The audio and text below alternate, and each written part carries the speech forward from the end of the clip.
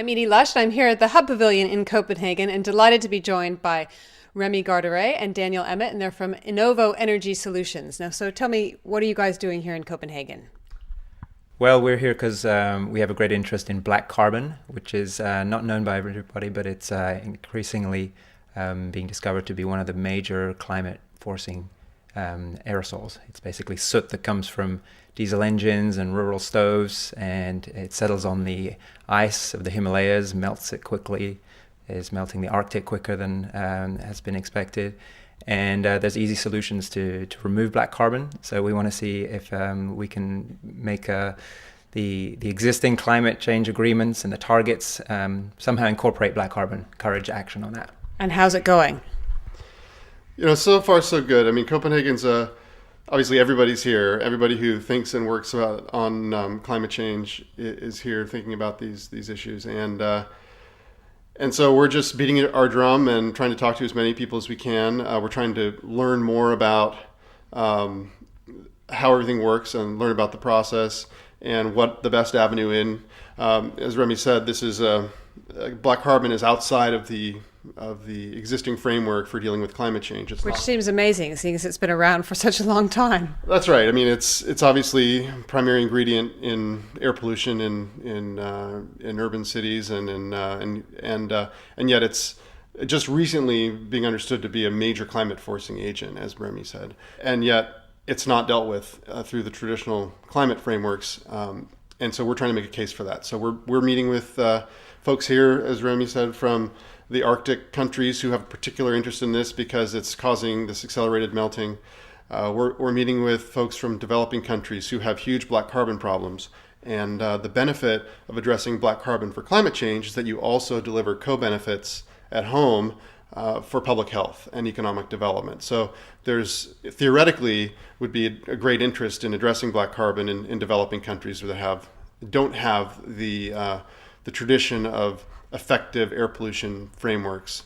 And we're also talking to countries that want to see rapid action, like Micronesia, that have risk of being inundated by the sea, and they're really interested in seeing rapid action. And one of the tremendous opportunities we have with black carbon is that it's a short-lived aerosol in the environment. So if you can eliminate emissions of a black carbon source, you get immediate action. It only lasts in the atmosphere from a couple of weeks to a couple of months, whereas CO2 and other greenhouse gases can remain in the atmosphere for hundreds of years. So if you eliminate a black carbon source, you get immediate climate cooling benefits. And for a country like Micronesia that is at risk of being inundated, they want to see rapid action. We want to avoid those tipping points. So tremendous opportunity with black carbon. Tell me a little bit about the technology that is already in existence and already being used that you're trying to promote here in order to reduce black carbon. Well, on a lot of fronts, we've already switched in developed countries away from traditional biomass use for our cooking purposes and heating our houses. So that's sort of naturally happened with development.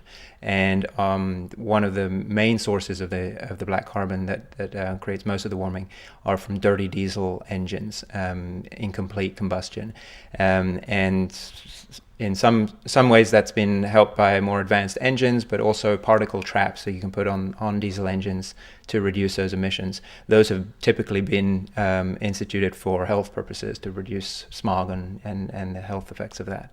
And there are some challenges with doing that in some developing countries where their fuels still have sulfur in them, and some of these technologies aren't exactly suited to that. But there's a whole new suite of technologies that can deal with it. They're not that expensive, and as we've been saying, they would clean up the air and reduce all the cancer and premature deaths at the same time as contribute to keeping the climate cool.